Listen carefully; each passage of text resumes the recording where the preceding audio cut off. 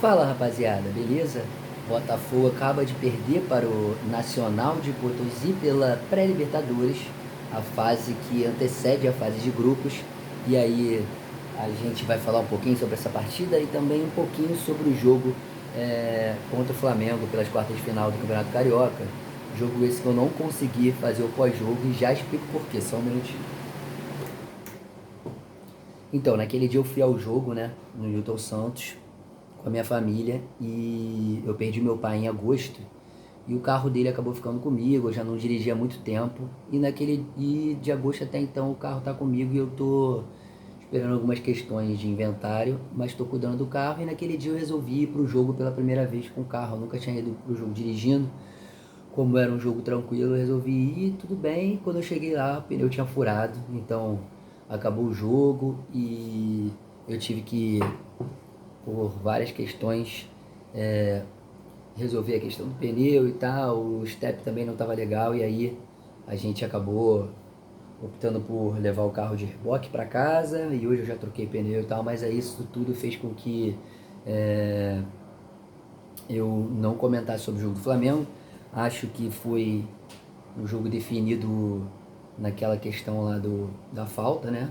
Um jogo onde o goleiro falhou diversas vezes e aí hoje a gente já teve o Léo Link jogando e um jogo que gerou alguns estresses pessoais para mim, até postei uns shorts aqui porque algumas pessoas vieram falar no meu direct pessoal do Instagram, no meu Instagram pessoal. Nosso canal aqui nem tem Instagram ainda, tô pensando nisso, se eu faço ou não. Mas.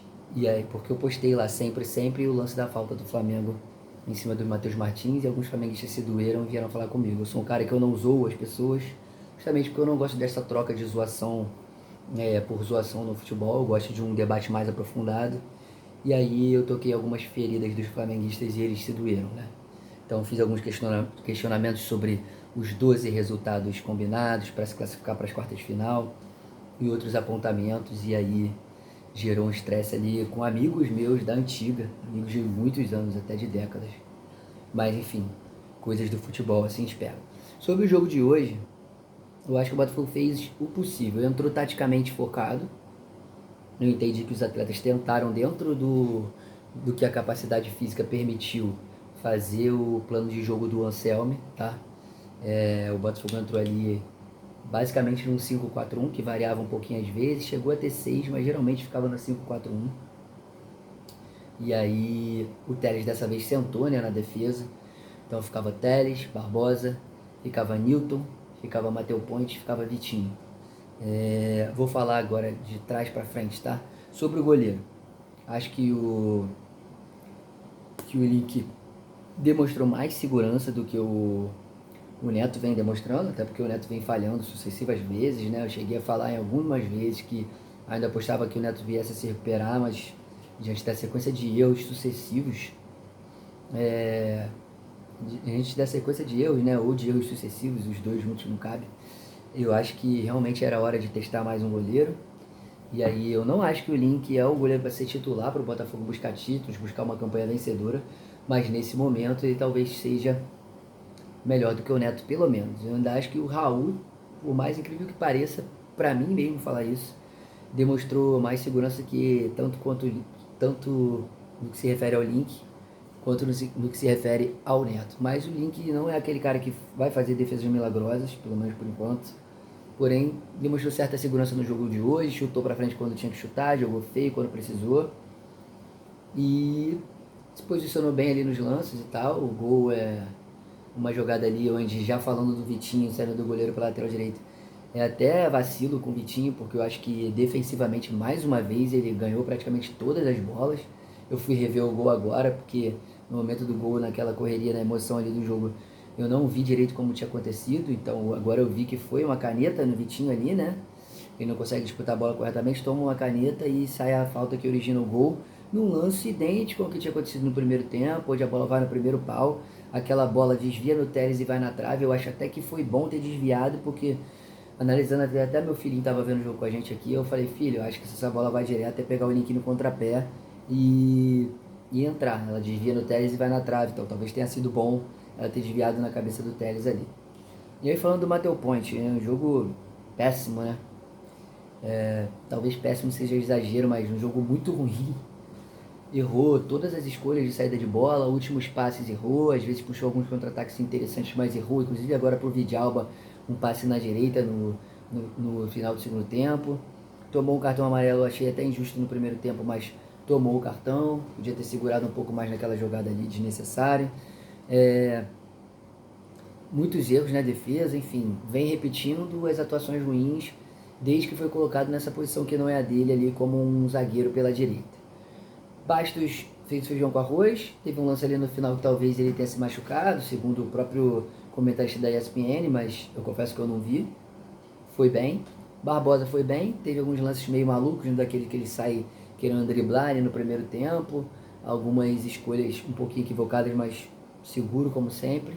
E o Telles eu vou comentar de uma forma diferenciada, porque era um jogador que hoje à tarde, assistindo outros canais e lendo notícias da mídia esportiva, era um jogador que se levantava a bola dele não aguentar, né? Porque é um cara que tem uma tendência a cansar, a ser substituído sempre ali na altura do 20º, 21º, 22º minuto do segundo tempo.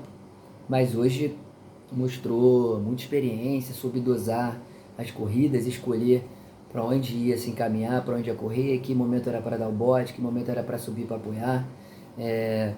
Soube dosar muito bem isso, mostrou experiência e aguentou jogar a partida inteira e terminou aparentemente inteiro também, dentro do que se pode considerar inteiro num jogo numa altitude de mais de 4.000 metros de altura, né? No meio de campo, o Newton demonstrou que fisicamente sobrou em relação aos outros, fez várias jogadas boas, girou, defendeu, errou algumas definições de última bola, mas para mim foi um dos melhores da partida, principalmente porque a parte física sobressaiu. O Wallace Davi, ok, fez uma partida mediana dentro do que o jogo pedia.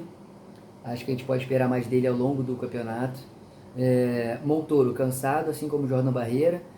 O Montoro é um jogador diferenciado, em alguns lances você vê que ele consegue fazer um giro, escolher o melhor passe para dar, escolher o melhor momento de segurar a bola, o melhor momento de soltar. O Barreira é um cara que é mais agudo que o Montoro, teve alguns lances ali. Jogou, a partida dos dois foi uma partida ok ali, nota 6, 7, não dava para fazer muito mais que isso. E aí a gente entra, acho que eu não esqueci ninguém, deixa eu dar uma olhadinha aqui na escalação inicial, mas eu acho que eu não esqueci ninguém. E aí a gente entra no Matheus Martins, né? Vamos contar aqui de novo. Léo Link, Vitinho, Mateu Ponte, Bastos Barbosa, Alex Telles, Wallace Davi, Newton, Montoro. Ih, gente, aí, deu branco aí. Montoro, Jordan Barreira e o Matheus Martins. Se faltou alguém, a gente comenta depois, vocês deixam aí no comentário. E o Matheus Martins, cara, é isso aí, né? Matheus Martins novamente decepciona. Teve lances, já até teve. Deu gás ali no primeiro tempo, já demonstrava cansaço em alguns momentos. Mas, cara, é absurdo como ele desperdiça as oportunidades ao longo da partida. É absurdo. Sai na cara do gol, consegue perder aquele gol ali que poderia dar vitória já para o Botafogo, garantir um respiro, uma postura mais tranquila no segundo tempo, né? Forçaria o time dos caras a sair para o ataque e a gente conseguiria ter mais contra-ataques e definir o jogo melhor. Falei todos os jogadores sim, Link, Vitinho, Mateu Ponte, Bastos, Barbosa e Teles, Barreira, Wallace Davi, Newton e Montoro e o Matheus Martins. Sobre o jogo em si, acho que o Botafogo criou mais oportunidades do que eu pensava que poderia criar. O time dos caras é muito, muito, muito, muito, muito limitado, né? Ao longo do jogo demonstraram até cansaço inúmeras vezes. Eu até fiquei assim espantado porque parecia mesmo um time amador, né? Porque a gente espera que o time que jogue lá na altitude já tenha o costume de jogar lá e não sinta tanto, desculpa, a dinâmica, né, cardiorrespiratória da altitude e tal. O Botafogo se preparou para esse jogo, levando alguns atletas praticamente uma semana antes, né, principalmente o pessoal ali das categorias de base, o próprio goleiro Leoninho que foi antes, e os outros jogadores chegaram e subiram hoje. Aí vocês questionam, vocês podem vir a questionar, pô, não é melhor mandar antes e tal? Então, tem correntes da fisiologia e como profissional de educação física eu posso tentar me aprofundar um pouquinho mais nisso. corrente defende, ou você vai com uma antecedência grande, como os primeiros atletas foram, ou se você tem pouco tempo para ir, você sobe para altitude em cima da hora, ali em torno de 6 horas antes. Então, posso até trazer isso mais aprofundado ainda futuramente com dados, né? Mas numa leitura rápida sobre fisiologia, a gente vê até comentários dos fisiologistas do Botafogo também na última Libertadores falando sobre isso, né? Quando a gente teve que jogar na altitude também, que foi um jogo inclusive que o Matheus Martins também teve extrema dificuldade em termos de respiração. Hoje o Link também sofreu no primeiro tempo e diversos outros jogadores ali, inclusive Montoro e Barreira, achei que iam sair, mas acabaram sustentando as suas participações ao longo do jogo. O Botafogo criou algumas oportunidades muito boas, perdeu essa do Matheus Martins que eu falei, a do Montoro no segundo tempo ele foi ali traído porque a bola quica, sobe, ele ainda chapa certo, mas ela vai na trave.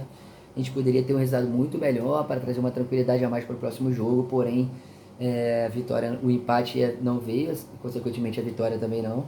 Mas diante das chances que os caras conseguiram criar ali, rifando bolas, cruzando na área e partindo para cima ali meio que desordenado, mas contando com o cansaço que o Botafogo teve, foi um bom resultado, 1-0. Acho que a gente reverte jogando com tranquilidade, com certa facilidade aqui no Rio, que eu espero que a ordem natural das coisas sobressaia e nenhum desastre, como o comentarista da ESPN falou agora, aconteça.